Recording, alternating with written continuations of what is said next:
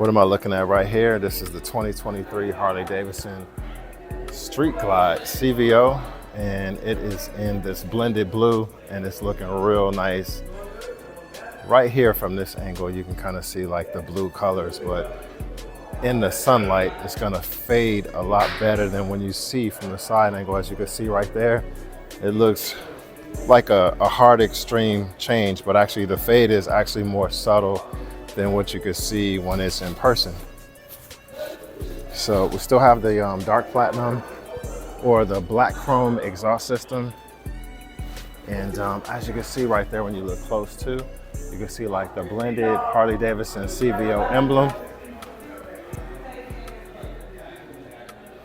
But I just think it's a, it's a change from just the regular dark platinum color.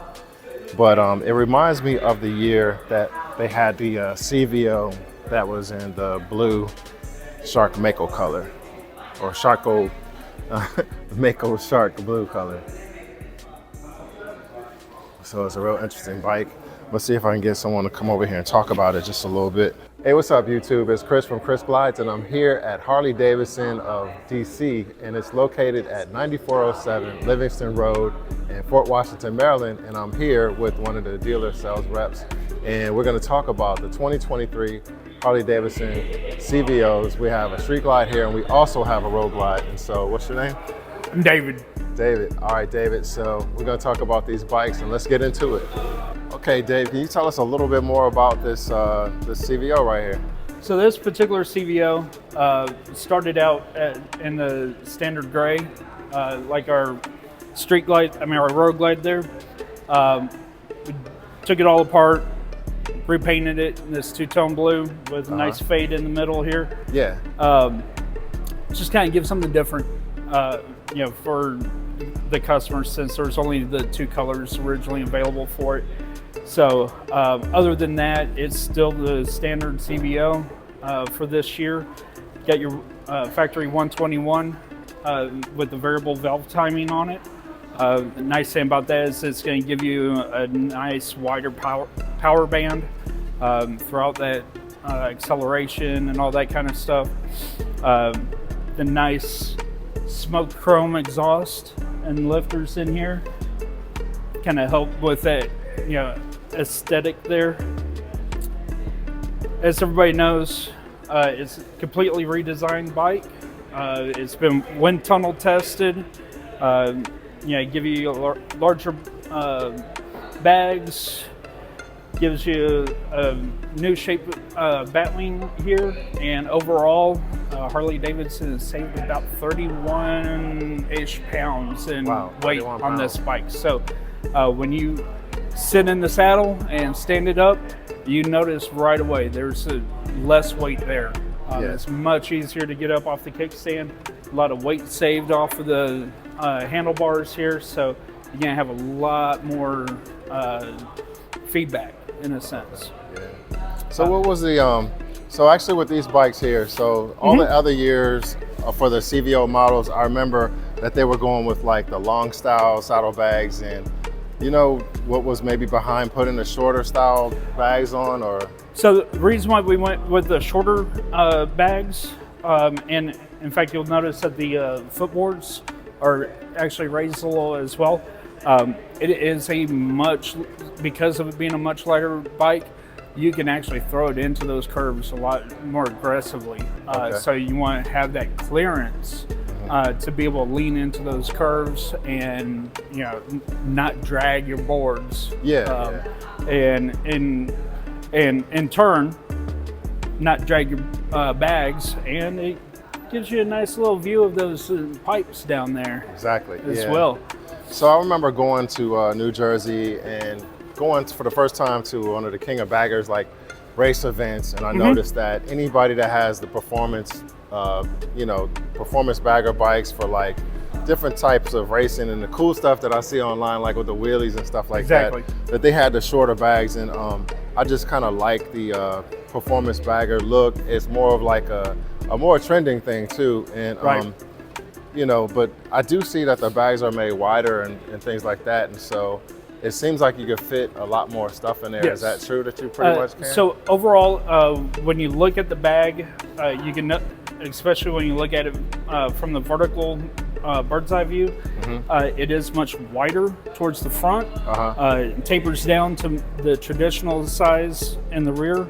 Overall, there's a little bit more. I'm not exactly certain how much more space you have, but overall, it is a larger volume that you get out of it.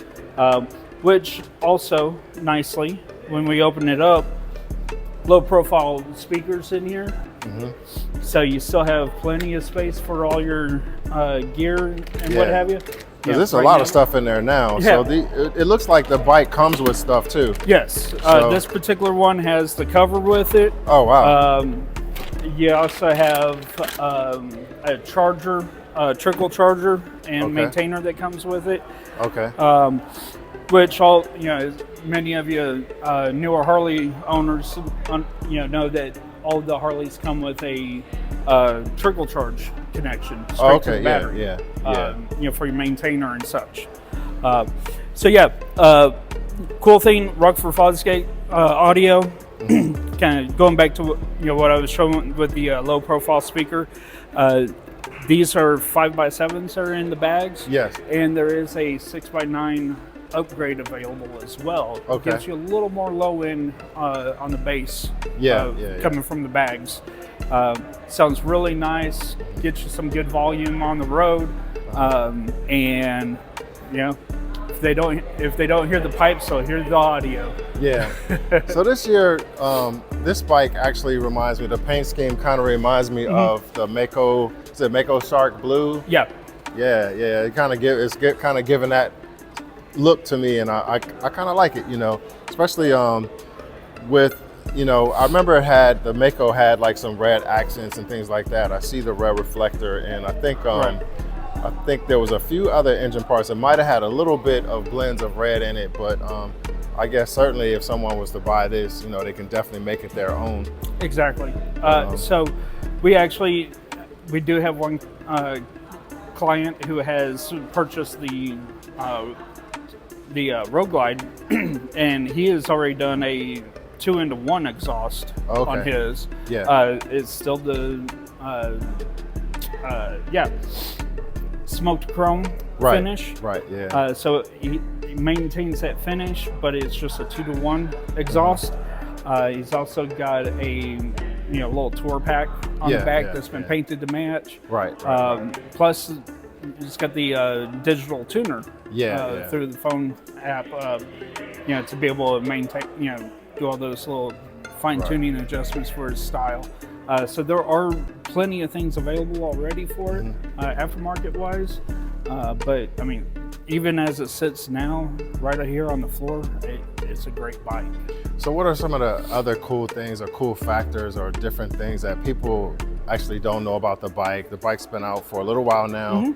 And what are some of the other things that you can point out that are, pretty important to know? So other than, really the obvious that you would see like on the website and what have you, one of the things I like to show is, the fact that it has a 18 rear, 19-inch front. But if you look, what's neat about it being a wire wheel, you notice here towards the hub, there's a little nut that can be removed. So if you bend one of these, you can remove this nut, and the wire spoke is on the outside of the bead. So you're able to replace each of these individually as necessary. Wow. Without having to redo, redo the entire wheel. You can just replace one at a time. Right. So that's a bonus, because I think with like the Road Glide specials and things like that, they come with like the cast wheels, like the Prodigy wheels and things like that. So once you bend one or what have you, like the entire wheel is done. So it seems like it'll offer a little bit more relief when you're hitting bumps and things like that, so that you can't make it or maintain through. No, or if you're having to buy a whole new rim. Or if you're like in an area where maybe you have some road debris that pops up or something like that, and you end up bending one. Again, being on the outside of that bead. Having that wire on the outside there, you can just easily replace it as long as the rim itself is not, bent. Yeah.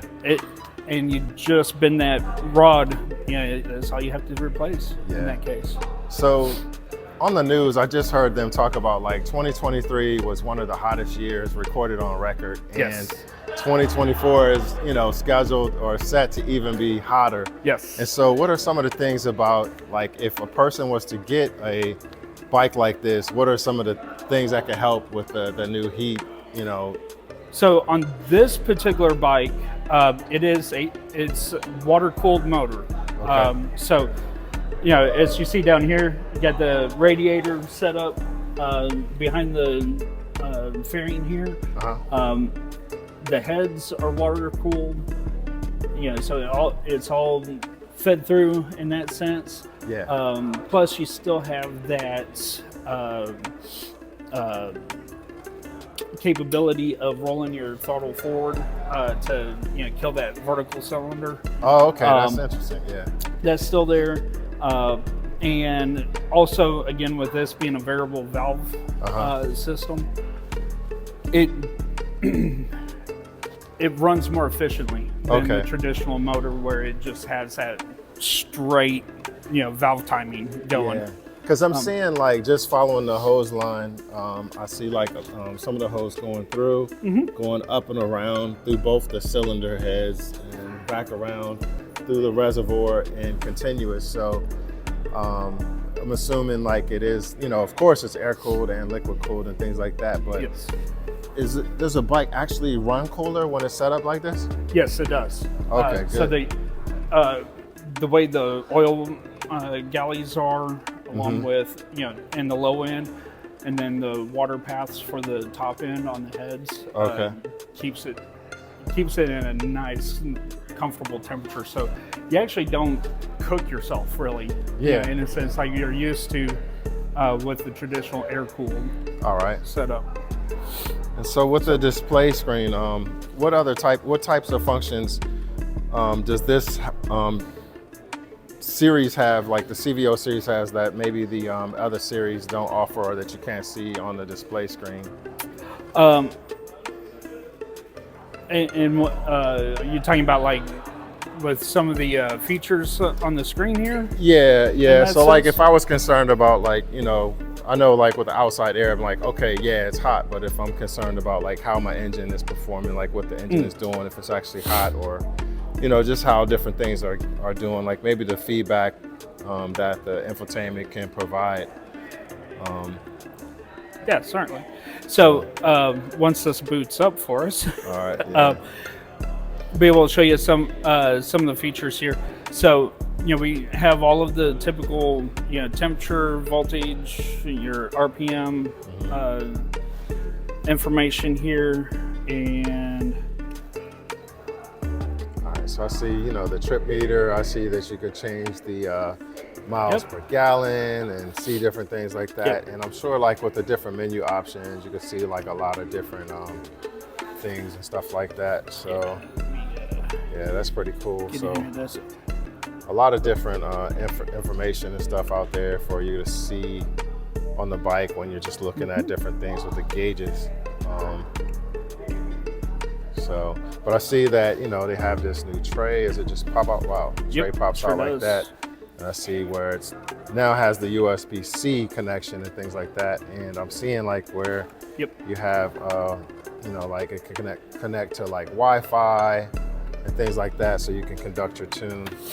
So I see the display changing, makes it more visible for you to see, like if it is like a darker outside, this is a little bit lighter on the eyes and things like that.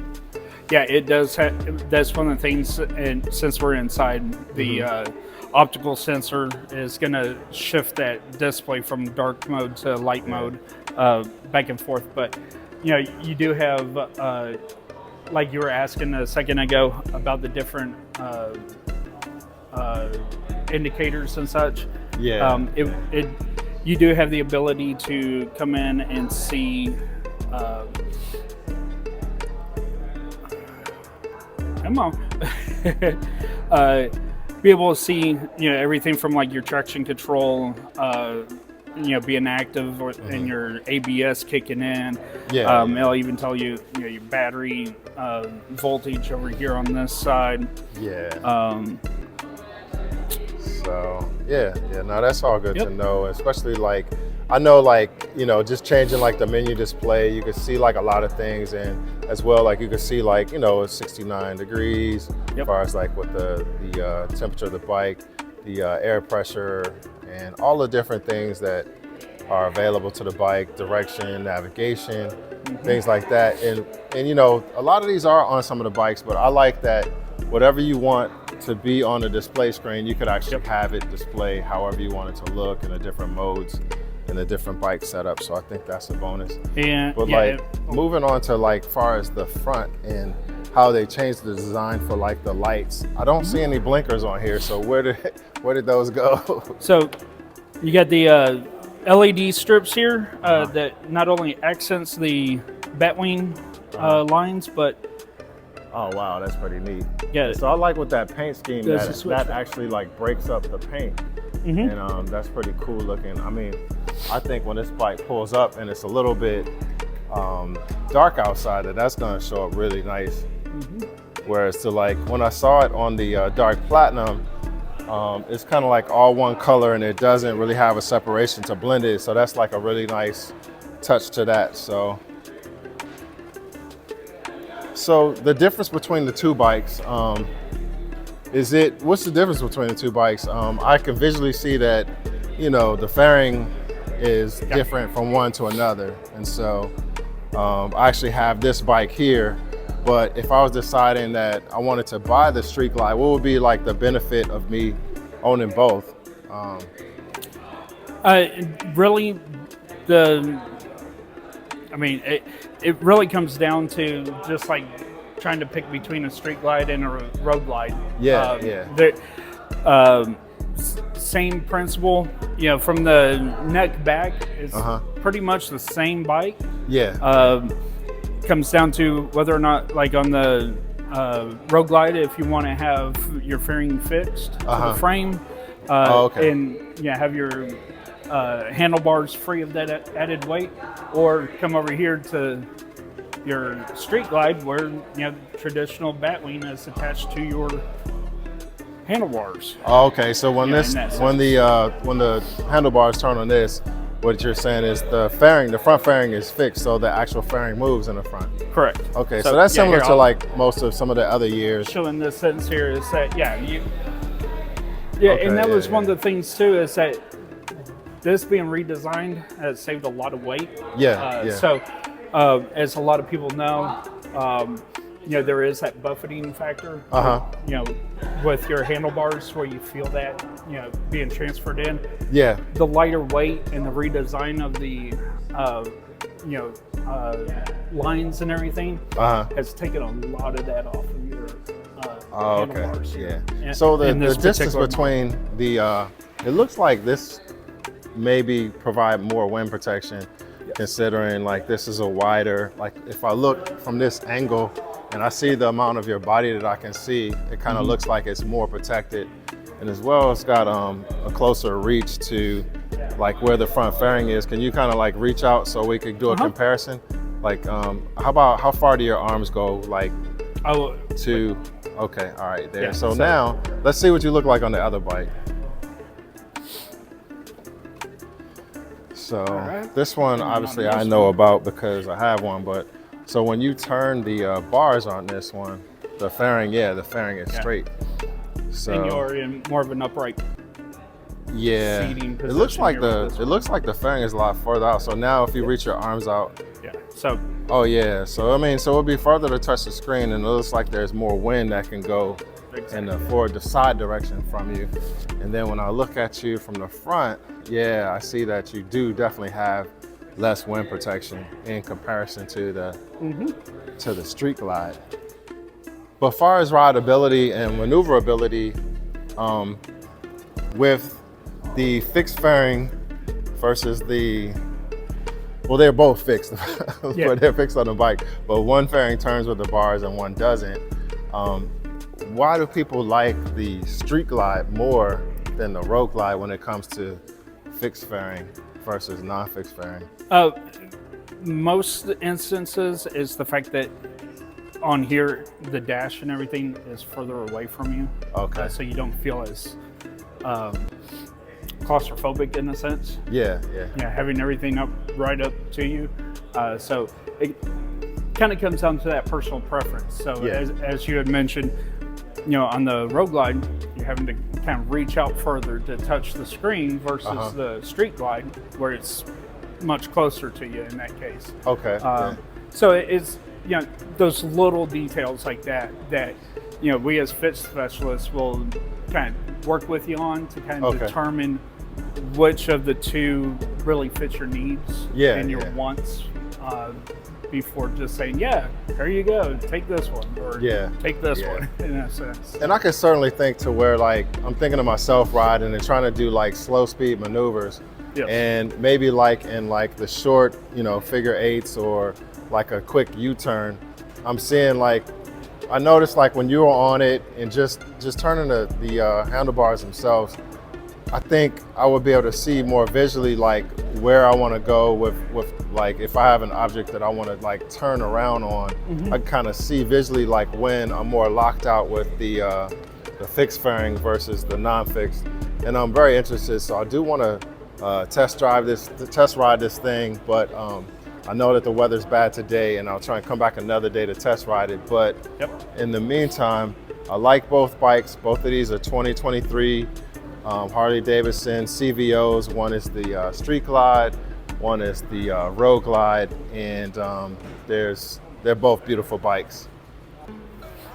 All right, guys, that's going to do it for this episode of ChrisGlides, and we want to thank Dave for showing us more about these two CVOs. Very beautiful bikes. And if somebody was interested in purchasing one of these, or if I want to purchase one before they do, what would be the best way that they can contact you and get down here? Can they try and put a deposit down on the phone, or like what's the best way to try and do this? Multiple options. One, easiest way is give us a call at 248-1200, 301. Gotta remember that area code, right? Right. But give us a shout and let us know that you're wanting to come in, take a look at one or the other, maybe both. That way we can have it ready for you to do a demo ride. If you already know you want it, we can certainly take a deposit. We've got means of doing a secure transaction electronically with you with that. And beyond that, once you ride it and you say, let's do it, we'll get you taken care of. Well, guys, you heard it first from him, and hopefully you guys can get your money ready before I can, because I'm not ready today to get it, but I wish I was. So these bikes are both available for you guys to come in, check out, and purchase. And so I'm gonna show you some other bikes in here. They do have some 2024s in stock, not of the CVO Road Glides or anything, but they do have some 2024s in. I'll be showing you guys those bikes in some other videos. And so I want to thank you guys for watching. And until then, stay tuned, because who knows where we're going to go next. See you guys later. And thanks, Dave. Thank you. All right.